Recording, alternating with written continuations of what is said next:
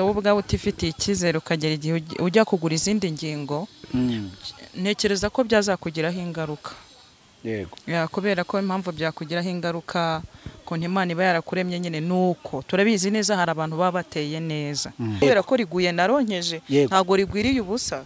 Yego ni byiza. Ariko hari n'abantu wenda bakunda yo ngaya ahagaze. Ariko ubundi tumenye banayagurisha. Ariko ibintu ujye ubona yampara uko mwishyuye.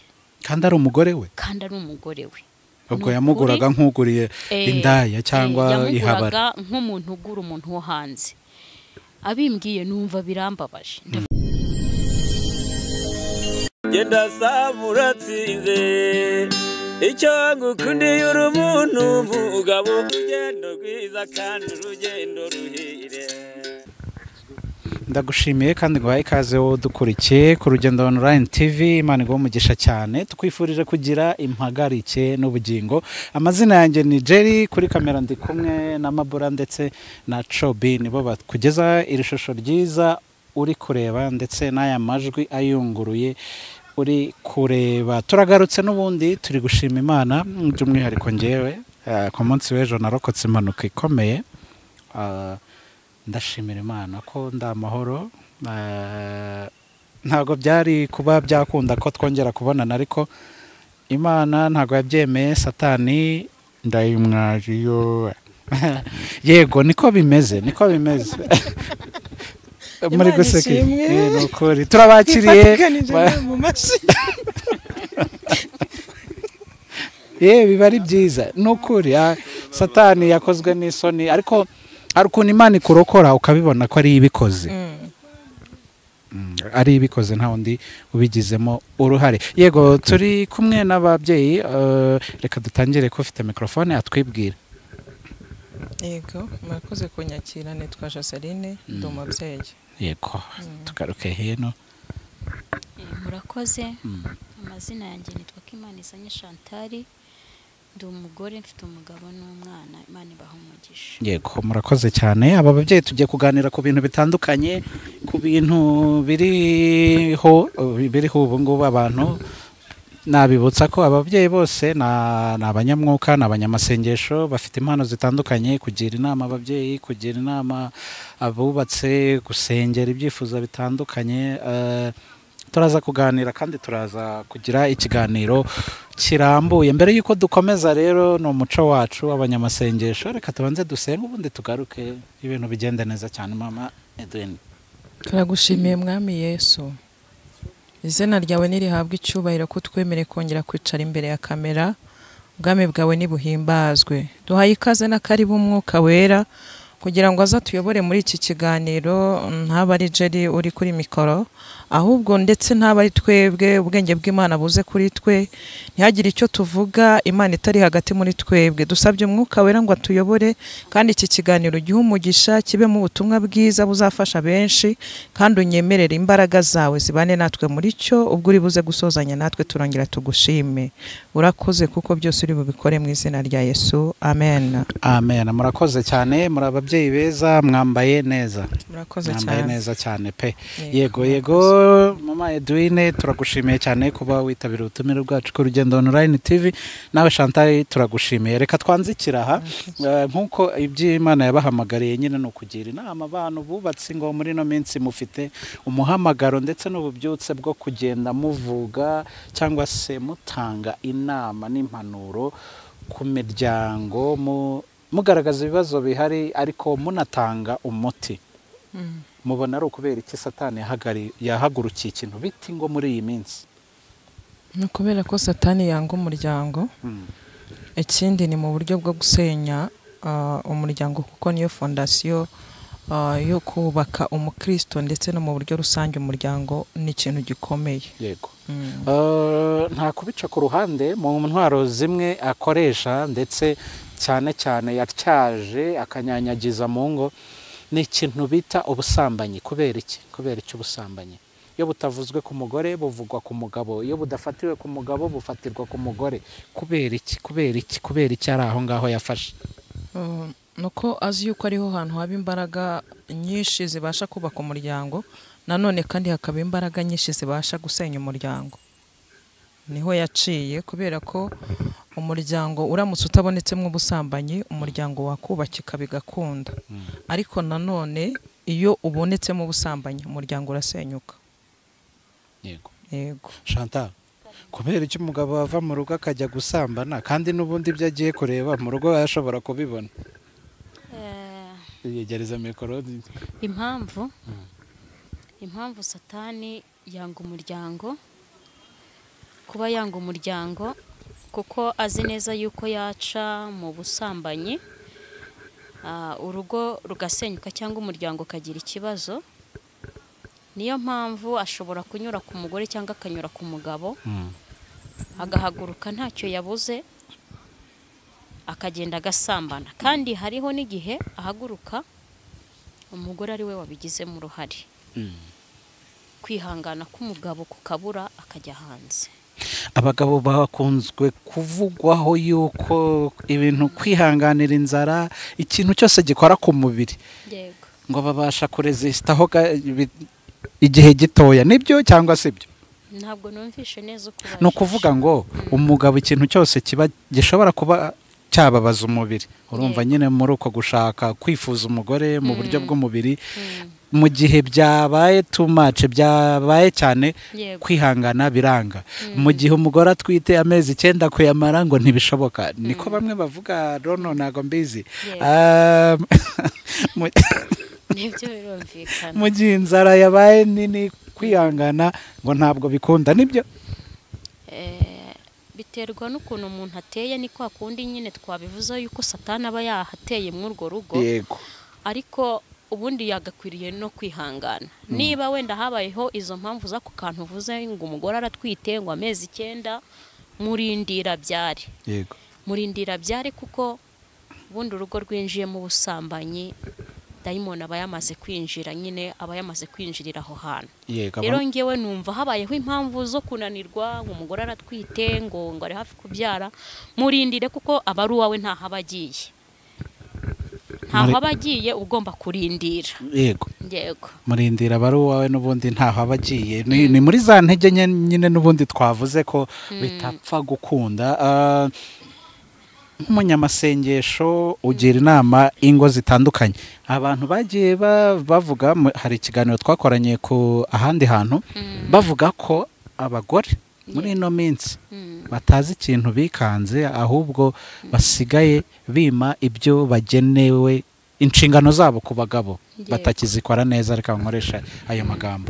Nta rugero ufite mu bantu wakira bagenda babivuga, kuko abagabo benshi bagenda bavuga ati oya rwose wabonye n'amakomenti bagiye bandika ko bagiye babivuga.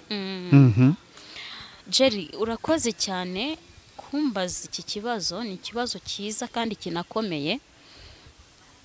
Wenda bitumye nibuka neza mu bakunzi bacu badukurikirana kuri ibiganiro dukora hirya no hino. Bitumye nibuka umuntu wampamagaye, ampamagara ari mu gihugu cyo hanze ariko ni umunyarwanda, urumva ni umudiaspora. Yego. Arambwira ati ikiganiro mwakoze ni ikiganiro gikomeye cyane, kirimo ubutumwa bwacu nk'umuntu hano mu rugo. Ambwira ikintu gikomeye, arambwira ati uzi yuko cya cyumba kibanga mwigize muvugaho, ati nicyo cyanzaniye ibibazo hano mu rugo. Umugore yageze ku rwego rwo kuba yampa, tubivuge gutya, sinzi wenda niba abantu bari bubyumve, yampa ari uko mwishyuye, kandi ari umugore we. Ubwo yamuguraga nk'uguriye indaya cyangwa ihabara, nk'umuntu ugura umuntu wo hanze. Abimbwiye numva birambabaje, ndavuga nti se kuko hariho abagore bameze gutya. Ngira wenda ababyeyi badukurikiranye, ukuri ntabwo ari byo. Kugira ngo umugabo mwashakanye, umugabo mumaranye, kuko noneho ngo bari banamaranye n'igihe, bamaranye imyaka 32. Urumva iyo myaka ni imyaka myinshi. Barakoze Jose gushaka guseka. Bamaranye imyaka ingana gutya. bagera ku rwego rwo kuba umugore yagera ku rwego rwo kujya amugurisha nk'aho ari indaya, cyangwa se ashobora kuba nawe ataratangaga irasiyo kugira ngo ayibone, akavuga ati nanjye nta handi nzamutegera. Jeri, ku buryo umuntu mwamara n'imyaka 32 icyo kintu ntacyo wigize ukora mbere, noneho iyi myaka yamara kuba ari myinshi munaziranye, kuko mumuziranye mumaranye imyaka ingana gutyo, ukagera ku rwego rwo kumugurisha. Rega bigenda bihinduka, nimba yaragiye agira ubugugu bwo gukunda ifaranga, nanjye nzamutegera ku kindi azakenera kugira ngo ngire kuri rya faranga. Icyo rero ngiye nshatse kubwira abantu badukurikiranye, uko guhimana ntabwo ariko, kuko iyo mwamaze guhimana hariya wenda hari ibiganiro twize dukora tuvugamo yuko nta cyumba nta rugo, niba hariya umutekano ubuze ntago amahoro azaba mu rugo. Mu bana amahoro arabura, mu bantu babanye amahoro akabura, no muri uko gutanga rasiyo umugabo akumva nta kintu amaze muri urwo rugo, akumva ari bubikore aruhira ubusa. Rero nge nabwira ababyeyi badukurikiranye, niba hari n'umuntu wabikoraga cyangwa ateganya kubikora, abireke nibibi, niba gikunze kubaka nibareke kwitwara gutyo. Ni ikintu kibabaje cyane n'ukuri, kuba waba uri umuntu w'umubyeyi ufite urugo ukumva yuko umugabo wawe uri bumuhe ari uko akwishyuye. Ibyo bintu nibabireke, ni bibi cyane, biteye agahinda. Mama Edwin, iki kintu cyo kuba urumva mugenda muhura n'ibintu bikomeye, ni nayo mpamvu nyine tuba twabazanye kugira ngo mutange umusanzu wanyu mu kubaka umuryango, bitewe na experience n'abantu muhura nabo, ubwo bumenyi n'iby'Imana yabashyizemo mukabisangiza abadukurikiye, bakabasha kugira icyo bakuramo ariko kigamije kubaka. Urabyumvise, uwo mugabo avuga ko banakuza ari abantu bakuru. Nabyumvise, arababaje pe, kandi uyu mudamu akwiriye kwisubiraho, koko ni amakosa. Urumva arimo arica inshingano yahawe zo kugandukira umugabo muri byose, arimo arazica, ntago bikwiriye. Urumva ko niba abasha kukugura ukamuha ari uko akwishyuye, ejo azabona ko kwishyura uwo babana ari igisuzuguriro, ajye kugura abo hanze. Bivuze ngo urimo uramuhemukira, ni wo mushoye mu busambanyi, kuko wowe yahawe n'Imana uramwiyimye muri icyo kinyarwanda. Ntago bikwiriye rero. Nabwira abadukurikiye ko bidakwiriye mu bintu byubaka umuryango bya mbere bikomeye n'iriya ngingo. Iyo ngingo iyo idashobotse, no kugira ngo wubake urugo ntago bikunda, waba utubeshye. Ubaye utubwiye ngo wubatse urugo kandi iyo ngingo itaba mu rugo iwawe, urabeshya, ntago bibaho. Ahubwo navuga ngo n'umuntu, ari abantu baba barabinaniwe. Jeri, hari nk'umuntu ukubwira akakubwira ati mukozi w'Imana umfashe gusenga, njyewe rwose numva ntagikunda umugabo wanjye, umva umfashe gusenga, numva ari umugabo wanjye, namubona gutyo nk'undi muntu uri aho, ariko twagera mu cyumba nkumva atambera umugabo. Icyo ni ikibazo gikomeye. Akaba umugabo mu bundi buryo, ariko aho ngaho akuzuza inshingano z'uko ari umugabo, akita ku muryango we, ariko mu cyumba cy'ibanga uyu mugabo ntabo umugabo wa wa mugore babana. Urumva aho ngaho uba ukeneye impuguro ndetse n'amasengesho, ukamuha impuguro n'amasengesho, ariko nyuma ukabasha no kumuganiriza, ukamubaza se biterwa n'iki. Warangiza ugasanga kenshi ibyo bintu biba ahantu hatakira urukundo. Uyu mugore atagikunda umugabo we ntashobora kumwiyumvamo, kuko kira ni igikorwa gikorwa n'umugore wiyumvamo umuntu bagiye kugikorana, ndetse n'uyu mugabo nuko yiyumvamo uyu mugore. Ntago yakabaye akeneye ko iyo serivisi uyimuha, aba yatagukunda. Rero uyu mugore wamaze kwanga umugabo we, nuko aba afite ibindi bintu arimo arangariyemo hanze. Hanze aba afite undi muntu umwitayeho nawe yitaho, kandi birimo birasenya ingo cyane. Munyemerere muhindura uburyo kugira ngo Imana iziture muri uyu muryango, kugira ngo umuryango udasenyuka, kuko iyo utakibasha kubahiriza ziriya nshingano nta rugo uba ugifite. Hari amakosa yagiye ashinjwa abagabo yuko bahugira mu gushaka ubuzima. Ni byiza iyo mibereho, niyo idahari nabwo usanga ari ikibazo, ariko noneho n'iyo uburyo bubonetse, Imana itanze biha umwanya cyane bakibagirwa kwita ku rugo rwabo. ntabwo ari byiza kubera ko umugore naho wamuha ibya mirenge ku ntenyo n'ikinyarwanda ntabwo ashobora kunezerwa iriya ngingo itahaba. Sinzi niba bankurikiye babyumvise. Ibyo wamuha byose, wamuha amafaranga, wamuha ubutunzi, wamwereka ibyo uzakora n'ibyo urimo gukora, utamuha umwanya wo mu cyumba kibanga, uyu mugore uramubangamiye rwose, kandi arabe nawe ubwawe ntaba kikwishimira kubera ko umuryango wa mbere nuko umwe yasize se na nyina akaza kubana n'undi nawe yasize se na nyina, mukaza gukora. Bibiliya iravuga ngo muba mubaye umubiri umwe, ntabwo ari umuntu umwe, umubiri umwe. Niba mwarabaye birirwa bajya muri jimu, bakoze baba cyangwa bakoze tuza, baprocinga babagore tujya tubona mu majimu naho no kwatunga itoroshi cyane, kuko birirwa bakorakora abagore b'abandi, ariho nyine bagenda biyumvanamo, ugasanga umwanya utahaye umugore wawe uri muri bizinesi, uri gushaka icyatunga abana, uri gushaka minerivare, uri gushaka inzu muri Kigali. Ntabwo biba byoroshye, abantu baba bashakisha hirya no hino, ariho kuri guha umwanya babandi baprocinga umugore wawe. Iki kintu tukirinde gute, tugikosore gute? Nibyo uko bivuze, nibyo biriho kenshi, kubera ko aho wowe utamuha umwanya hari abandi bantu bari ready kumuha umwanya. Icyo gihe rero iyo bamwitayeho ku ngingo wowe utageraho, birangira umugore atabaye uwawe, bakamugutwara ukaba umufite abyifoto gusa, ariko afite ahandi hantu yibera umutima we wamaze kugera. Niyo mpamvu no mu rugo iwawe atakikwitayeho, kubera iki gihe yaragukeneye ntiyakubonye. Hari abantu bazi ngo kuba umugore wamuhaye amafaranga, wamuguriye imodoka nziza, wamuhaye bizinesi, ngo ibyo birahagije. Akaba yavuga ati ibyo birahagije, ubundi niki ntaguha, ukeneye iki? Hari icyo wabuze? Aragukeneye, ni wowe akeneye, ntabwo akeneye ibyo umuha. Oya, ntabwo ari ibyo ngibyo umuha, ntabwo ari ibyo umuhahira, si ibyo kurya akeneye, nawe ubwawe aragukeneye. Biba byiza cyane iyo wowe ubwawe ubashije kumwumva ndetse ukamuha umwanya nyuma y'ibyo umuhaye, ukagerekaho no kumuha iby'inshingano zawe.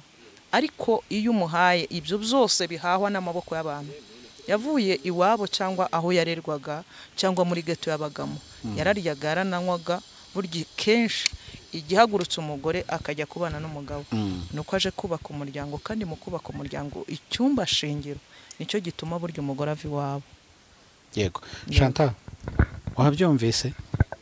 Umugabo inshingano ze ni ukukugaburira, akagura umuceri, akagura n'ibishyimbo byose n'imboga n'uburisho n'inyama, ubundi akigendera. Inzu ipfa kuba yishyuye. Hari ikindi kibazo? Hari ikindi umwishyuza? Ndakimwishyuza cyane rwose. Jerry, ni ukuvuga ngo niyo yaguha iki sinzi, niyo yaguha zahabu, niyo yaguha iki n'iki, rwose mu cyumba kabura ntabwo bishoboka. Ntabwo bishoboka, nta nubwo umugore yabyumva uko yaba ari uko ariko kose. Ubundi mu cyumba, nta cyumba nta rugo. Yego. Turi kubona ingo nyinshi zigenda zisenyuka, twabikomojeho, ariko Satani intwaro yakoresheje cyane ni ikintu bita ubusambanyi. Ubusambanyi ni ukubera iki? Twabitangireho, ubundi umugabo ava mu rugo, ni bya bindi bajya bavuga ngo ibiryo byo mu gasozi biraryoha, ni bya bindi by'ingo niki kiva mu mazi kigarigata ikime harya n'ingona. Ni ukubera iki? Yasize ibyuzuye, agiye gushaka ibyo atangaho amafaranga. Yego, hari bimwe twagiye tubona bicicikana ahantu hose hatandukanye. Ni ukubera iki? Ugasanga umugabo yafatiwe ahantu hadasobanutse ari kumwe n'umugore. Ni ukubera iki Satani ari uko akoresha? Impamvu rero akoresha hariya, mugenzi wanjye yigize kubikomozaho gatoya. Satani yanga umuryango, kandi kiriya kintu kuba yava mu rugo akajya gusambana hanze, Satani arashobora kurira ku busambanyi, kuko ubusambanyi iyo bwageze mu nzu hari igihe urugo rusenyuka. Yego. Rero ikindi nabonye gishobora kuba cyaba intandaro y'ibyo bintu ni ukudahana umwanya. Kudahana umwanya ngo baganire, cyangwa se umugore akaba yabigiramo uruhare. Yego. akaba yabigiramo uruhare akwirengagiza inshingano afite aho mu rugo akazirengagiza ku buryo biri bufate ku ntera y'uko umugabo kwihangana biri bumunanira akajya hanze. Yego biturutse ku mugore warangaye tubahirije inshingano. Birashoboka cyane yuko umugore atubahirije inshingano ziwe umugabo yagenda akajya hanze. Birashoboka cyane yuko umugore utubahirije inshingano umugabo yamucika. Ni kijya gutera by'ukuri umugabo kuvuga ati ndagiye? Ni kwa kwihangana guke? Ni ibiganiro biba bibura hagati yanyu? Ni iki mu by'ukuri icyo cyemezo kijya gufatwa gute? Uko ubitekereza wenda nturi mu mutima w'uwabikoze ngo wumve icyo yaragambiriye, ariko uko ubitekereza uba wumva hagakwiye gukorwa iki? Uba wumva habura iki?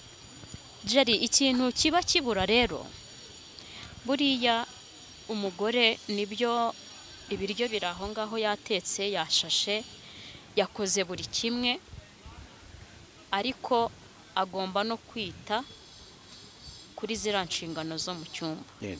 Nukuri nubwo wenda harimo ababa bifitiye ingeso bavukanye cyangwa se za karande zibagendaho, ariko umugore wubahirije inshingano mu cyumba akubahiriza inshingano uko bigomba 95% ntabwo umugabo yagenda. Urumva ko 95% ari pourcentage nini cyane. Ndagaruka ku kintu bita kuba umuntu muri fiançailles. Abagabo bakunda kuvuga bati namubonye ameze neza, namubonye yitaho. Bivugwa ko mu bagore nawe reka ngushyiremo, iyo mumaze kugera mu rugo uba wumva nyine warangije gufatisha, ntubukiyitaho, ntubugishaka kugira ikindi kintu witaho kugira ngo rwa rukundo rukomeze ruhari no mu migaragarire yawe inyuma ahore nyine ubona ko uri umuntu witaho. Icyo si cyaba intandaro? Nacyo cyaba intandaro, kuko n'ingo zirenze zimwe, 2, 3 cyangwa na nyinshi, umugore amara kurugeramo ugasanga tangiye umwanda. Kandi cyane cyane burya umugabo uko yaba ameze kose areba ku mwanda. Ukagira umwanda mu rugo cyangwa se ukagira umwanda ku mubiri wawe, ibyo nabyo byaba intandaro. Rero numva uko mwatangiye mumenyana muri fiançailles, ahubwo mugeze mu rugo byakabaye byikuba nk'inshuro 100, kugira ngo ibyo yakubonye habone yuko byikubye, ubwiza yakubonye hasange bwikubye izindi nshuro. Yego Mama Edouine, muri ino minsi turi kubona abantu bitabiriye uko abagaragara inyuma kugira ngo bagaragarire neza ababareba, bagaragarire neza abakunzi babo, bagaragarire neza abagabo babo cyangwa abagore babo. Hari ushobora kuvuga ati sheri, iyo nda itangiye kuba nini, jya muri gym ukore icyo bita 6 pack, ukore ibituza, ugire akaboko kanini. Undi nawe yabona uri mutoya akaguhata igikoma, akaguhata isosi. Ariko noneho turi kubona n'abantu bari kujya kugura ibibuno bagateraho, amabere bagateraho. Iki kintu cyo kuba wakwihinduza ku mubiri kugira ngo ugaragarire neza umuntu ukunda cyangwa watarakitinga abantu, ukivugaho iki? Ikintu cya mbere nkivugaho, uyu muntu ubikora nta cyizere abayigirira. Cya mbere nta cyizere abayifitiye. Ako nibibuno mu mujyi barabicuruza. Yego. Njya ndeba ahantu bimanitse. Ubu bisigaye bitugora kumenya ibere rya nyaryo. Naryo bararigura se? Bararihagarika. Rigahagarara nk'umutemeri. Takwambi ampa nkareba. Nabyo nzi ngewe nago nduwe. Ndi kuguha amakuru. Bo. Yego. Urumva ni iterambere rikataje. Ariko nanone urumva aba basore bahagaze bazabwirwa n'iki kibuno cya nyacyo. Muri Nigeria ngo ewana ngo bagukoraho rikaka. Hari abo tugenda tubona bigenda bimera ukundi kuntu. Yewe ndumva atari byiza, kubera ko uramutse wowe ubwawe utifitiye icyizere ukagera igihe ujya kugura izindi ngingo, ntekereza ko byazakugiraho ingaruka. yego kubera ko impamvu byakugiraho ingaruka konti Imana iba yarakuremye nyine nuko turabizi neza hari abantu baba bateye neza ariko ukuri wowe ubwawe ugomba kwigirira icyizere ukanikunda wowe ubwawe kandi ukumva yuko uko uremye ariko Imana yakuremye ukanyurwa nabyo kuko hari undi muntu buri hariya ukunda umuntu uteye nk'uko uteye yego ntabwo abantu bose bakunda abantu bateye kuri iyo ushaka kwigira ahubwo hari n'abantu bakunda bateye nk'uko uteye uko Imana yakuremye ntabwo Imana yagushyira ku isi idafite umuntu uzagukunda yego rero ibintu byakugiraho ingaruka wakirinda kubikora kuko ukuri kose ufite umuntu wakugeneye Imana yategetse kuzagukunda reka turebe ku bundi bibereye amaso y'ababireba na nyirabyo abona ari byiza ariko kuba ryagwa se bwo hari ikibazo riguye rifite impamvu itumye rigwa urabona nkanjye naronkeje sibyo ako jeri wambabariye koko oya numvise Scovia ndamukurikira cyane ndamukunda anyway ni royo modo wanje urumva avuga ati ryaraguye nk'irye ryanje ati yatanze urugero aravuga ati umwana yigeze kurifata ariko na muri korotoro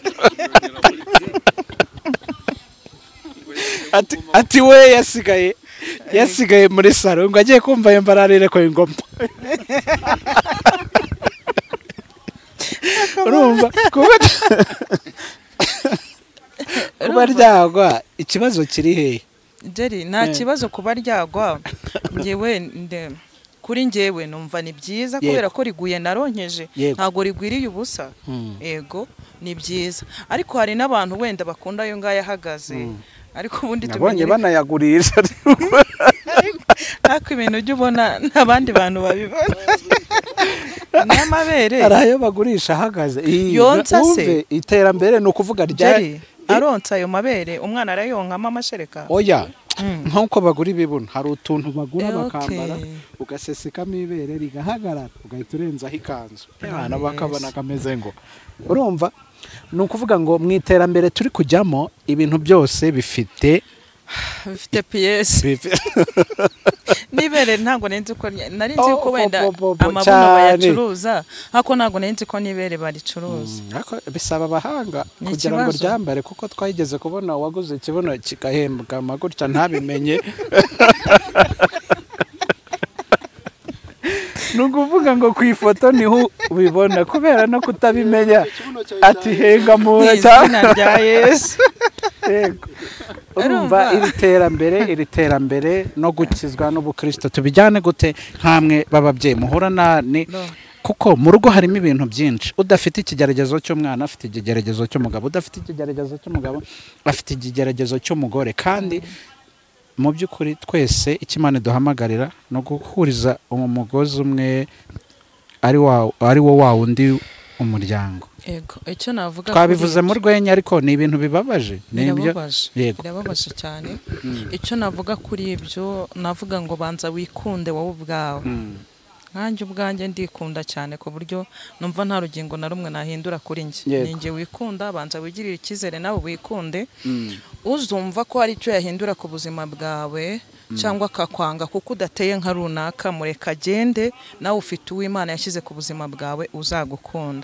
ntabwo bikwiriye birimo birangiza umuco muri rusange hari ibintu birimo byangirika urumva ngo ikibuno cyahengamye waguze ibere ese ibere waguze tujya tubona n'abajya ukarigendana rihagaze wenda umusore aragutereta abona uri umukobwa w'inkumi ufite amabere ahagaze ufite taye nk'izo ashaka ese nimuramuka mugeze mu rugo ko arizo zitumye divorce zigwiriye ari nyinshi nimugera mu rugo mukajya muri cya cyumba kibanga twavugaga iki kibuno waguze ntuzakinjirana mu buriri uzagikuramo aya mabere waguze uzayamanika ese niba atakunze wowe ubwawe ahubwo yakunze taye yawe nabona ubimanitse nanze akakubona mwami Yesu kabona ameze nk'agati gahagaze bakokoye azagira ikibazo ntago azaba fiyeri yawe azakwirukana ntimuzamarana igihe icyama rero ukaguma uko uri Imana yakuremye kuko hari uw'Imana yategekeye ku buzima bwawe kugukunda azakomeza agukunde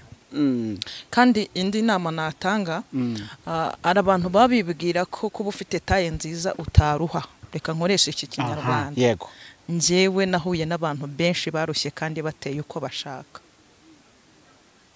Uteye neza nk'igisabo, uteye neza nk'uko isi ishaka, uteye neza nk'uko umuntu wese areba akishimira.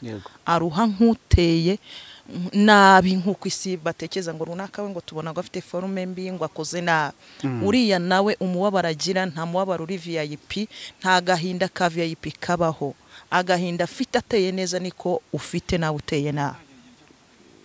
Ndashaka kuvuga iki? Imana itakurengeye taye yawe ntago yakurengera. Imana itakubakiye ubwo bwiza ufite ntibwakubaka. Ahubwo byose emerera Imana uyibwire ngo uko wandemye biranyuze, ikirenze kuri icyo nyubakira. Ako kana mu rugo nyubakira. Ngenza umuntu mwiza cyane abantu baha n'amafaranga kugira ngo bamurebe. Ntago ari uwo nasomye mu bitabo. Mwiza w'inshuti yanjye, mwiza uteye neza, face to face turahura n'inshuti yanjye. Abantu kubwo kugirira amatsiko yayo mataye afite bakagira ngo nayo yaguze, bakamubwira ati turaguha amafaranga ariko turebe ko nta utambaye bya bindi bagura. Uzampuze nawe ndebe ntaho nawe uzamwishyura. Oya none se nimba bishyura kandi turimo kwigisha abantu barabikeneye. Yego barabikeneye. Noneho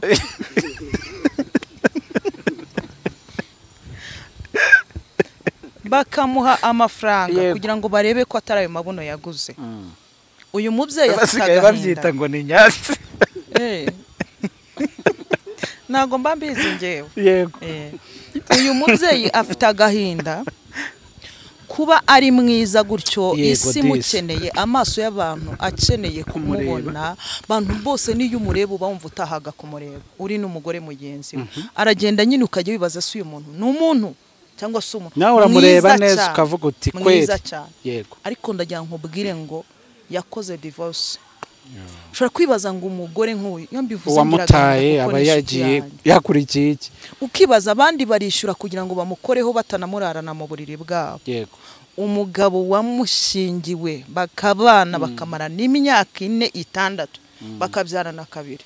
Akaba yaramutaye akajya kurongora undi mugore udafite taye nk'iyuwo mugore. Narimbabwiye ngo agahinda kose nagahinda nta gahinda ka VIP kabaho. Umugore uteye neza nk'uko isi ishaka araruha, n'uteye nk'uko isi itabishaka karuha. Icaba cyiza saba Imana ikubakire wirata ubwiza kuko ntacyo bumara mu gihe Imana itagushyigikiye. Chantal, kuba umugore yaba mwiza, yatera neza, yagira ibere rihagaze, yagira ikibuno kidedeza, byongerera iki agaciro ke mu rugo? Agaciro byamwongerera se ugize ngo njyewe ikintu nababwira, Imana itaguhaye agaciro nta muntu waguha agaciro. Buriya no mu ngo tubamo Imana itakubakiye we ntiwabishobora. Rero agaciro ni Imana igatanga. Ntabwo burya uzagira agaciro cyane. Wenda hariho abagabo nyine babikunda ariko nanone Imana iba yamunyuzemo ikaba ari imukoresha.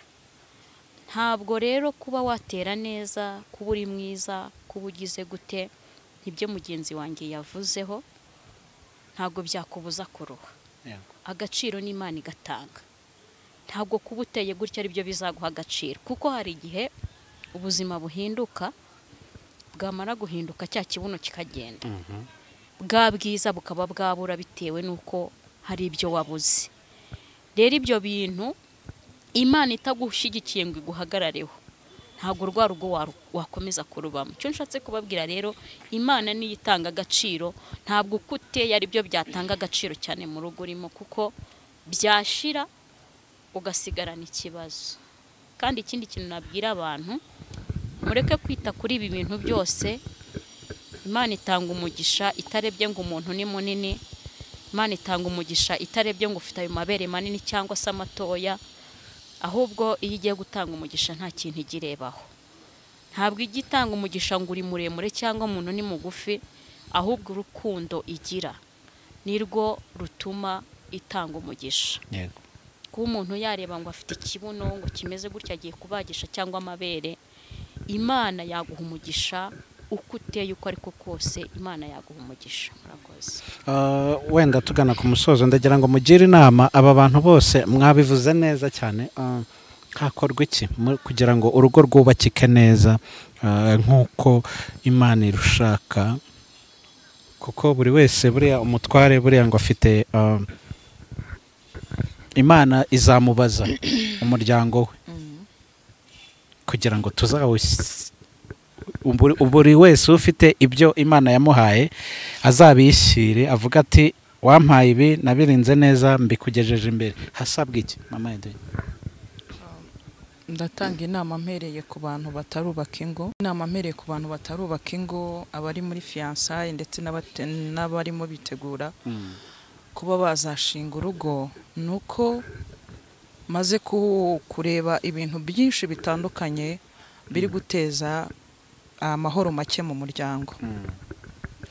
Wa musore we ugiye kurambagiza, ni mu kinyarwanda cy'abantu bakuze, ugiye kurambagiza umukobwa, wimukundira amaguru meza afite, wimukundira ikibuno cyiza afite, ntumukundira amabere ahagaze cyangwa yaguye. Mukunde ubwe wese, ukunda ibimuriho byose nyine nayo mabuna arimo. Ndaza kubibasobanurira uburyo nshaka kubivugamo. Mukunde wese, kuko nuramuka umuzanya akaba mu rugo iwawe, ahari wenda uyu munsi ufite akazi, urumva uzakomeza kumutunga neza. Mayoneze yaryaga kwa mama we na papa we, nawe iwawe ukagira ubushobozi ukaguma kubimuha, ariya amaguru azarushaho kuba meza, azaguma kubane mwiza nk'uko wabyifuzaga. Ariko umunsi wahuye n'ikibazo, akazi wari ufite kagahagarara, uyu mugore aya maguru agacuye cyangwa akirabura, amavuta kandi bijya bibaho ko ibihe bihinduka, mayoneze irashize. Iki kibuno nacyo iyo umuntu ananutse ananuka wese aragabanutse, kubera ko wamukundiye mu ishusho y'ingingo nziza wamubonagaho. Izo ngingo ntizikiriho. Ntago wari ukunze Joseline ubwe, wari ukunze taye nziza umubonanye, wari ukunze uko areba, wari ukunze imisatsi myiza afite, wenda na amavuta yashyizemo. Ntuzi neza niba iyo misatsi idafite amavuta yaguma kuba kwa kundi. Ubushobozi buragushiranye. Shuti yanjye, utangira kubona baraguhinduriye atari Joseline. Mundi n'uyu nguyu. Ese n'uyu nguyu watumye nanga babandi bose babaye exe musigaye mufite nk'ijana. Niwe wabiteye, ugatangira kubona ko atari we. Ingingo wakunze zivuyeho, ntago uzakomeza kumukunda. Urwo rugo divorce yinjiye bitamaze kabiri. Mu rukundo mugerageze gushyiramo, ndabivuga nti sinzi uburyo ndibubivuge kandi nabihishuriwe n'umwuka w'Imana. Kubera ko nuramuko ukunze uyu mugore uko ari kose, uzamukunda arwaye, umukunde ukuguru wakunze kwacitse uzakomeza umukunde, amabuno wakunze atakiriho uzakomeza umukunde. Ariko nukunda amabuno agashiraho, uzareba undi muntu ufite amabuno ameze nkayo cyagiye yari afite, uhita bari usanga uyu mureka be expired. Mu rukundo muhindura uburyo. Hariho igihe impamvu muri kubona impamvu nyinshi zingo, abantu bagiye bakunda taye, abandi bakunda amabere ahagaze, yamaze kugwa yitushakisha umwe ugifite ahagaze, ako bagenda bayahagarikishe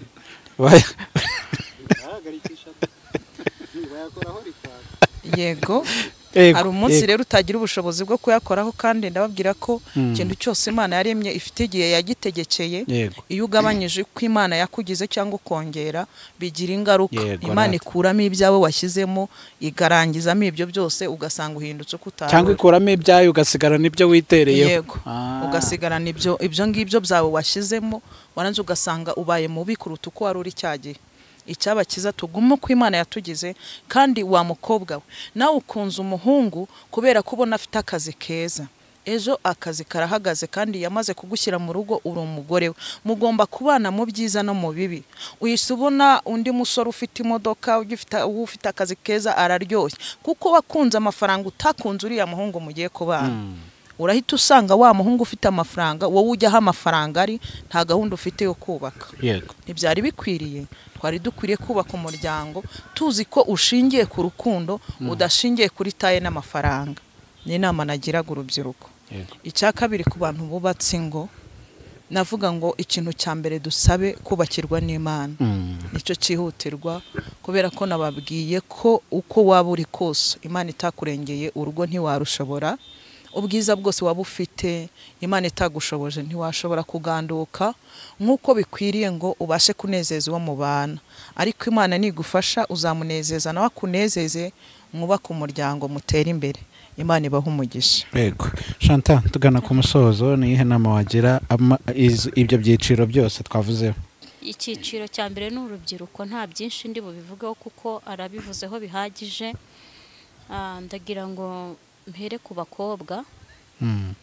Abakobwa tumenyereye yuko dushobora gukunda dukurikije amafaranga, dukurikije ibintu runaka. Umugabo afite, umusore afite amazu, afite amamodoka. Ndagira ngo mbabwire ngo n'umusore udafite amafaranga, wenda abantu ntibanyumve nabi, Imana yagushigikira akaba ari nawe yakuremeye, ukaba wareba ku ruhande ukita kureba ngo ndareba umuntu ufite amazu, ufite amamodoka. Ibyo bintu ugasanga winjiye muri rwa rugo, urugo rufite ibyo byose ariko nturugiremo amahoro. Kandi Imana yari gushigikira na wa musore udafite amafaranga, Imana ikabagirira neza, mukabana ikabashigikira, ukabaho ufite amahoro. Yego. Rero ndagira ngo mbabwire ngo urubyiruko cyangwa se abakobwa abasore n'inkumi nibareke gukundana barebeye ku mitungo, kuko imitungo uyinjiramo ukagenda ukagera mu rugo, imitungo yashira, urugo ukabona rutakiri urugo, ukaruvamo ukajya gushaka aho imitungo iri. Rero ngeze ku bantu bubatse, ikintu cya mbere ni baba imbere y'Imana. Iyo wabaye imbere y'Imana uyigisha inama, Imana ikamanuka ikabana namwe. Password ya mbere ni ugusenga, habe ku mugabo habe ku mugore, ni ugusenga. Nibasenga Imana izabana nabo. Nta kintu na kimwe wabwira Imana ngo kikunanire. Abarushe abaremerewe mu ngo zanyu, gira umwete n'umuhate wo kujya imbere y'Imana, Imana izamanuka ibane namwe. Cyane cyane nko kuba mama, tube maso, tubere maso ingo zacu. Niba ubona hari ikibazo reka kujya kubwira mugenzi wawe, niba ubona ufite intambara mu rugo reka kujya kubwira umushuti wawe, cyangwa ngo ubwire mama wawe nta kintu yagufasha, cyangwa ngo ubwire onkere wawe, cyangwa ubwire shangazi nta kintu yagufasha. Ahubwo jya imbere y'Imana uyibwire uti mfite iki kibazo, Imana izamanuka ibane namwe kandi izabafasha. Nta kintu na kimwe Imana itumva. Imana ibaha umugisha. Murakoze cyane. Twagiraga inama tuvuga ku bintu bitandukanye bigenda biboneka hagati y'aba bantu babana, ubwo ni mu muryango habamo ibibazo byinshi. Twavugaga ibitandukanye uko twagiye tubibona, ndetse nuko Imana yagiye ibibahishurira. Tuzajya dukomeza tuganire, abantu babarebere ku macano yanyu, ndetse banabahamagare mu bagira inama, munasengane nkuko bisanzwe. Wavuga nimero yawe kugira ngo wenda washaka kugira ngo aza kuvugishe uzamusengere abe yakubona. Yego, nimero yanjye ni 0783 14 inshuro enye.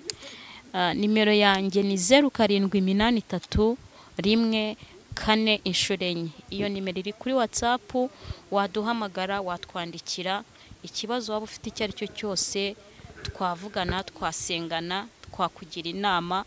Imana ibaha umugisha. Yego mama Edwin. Nimero yanjye ni 0788 91 22 425. Yego Chantal dusengere dusoza. Amen. Uri data wa twese, turagushimye yuko wabanye natwe, tuguhaye icyubahiro.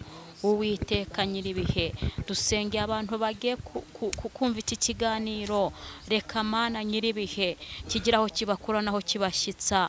Uwiteka Mana, reka mwami Imana iki kiganiro kibi cy'umugisha Uwiteka nyiribihe ubugirire neza abantu bagiye kucyumva ugirire neza ababyeyi bubatse ingo ugirire neza urubyiruko Mana nyiribihe ubane nabo ubakomereza imitima abakomeretse ubomore Mana Uwiteka mwami ndakwinginze cyane kugira ngo ukomeze kubagirira neza natwe tugirire neza nsabiye umugisha batwakiriye abanyamakuru batwakiriye mwami Imana mbasabiye umugisha Uwiteka ndakwinginze kugira ngo umugisha wawe utubeho kandi nawo ubabeho none n'iteka ryose.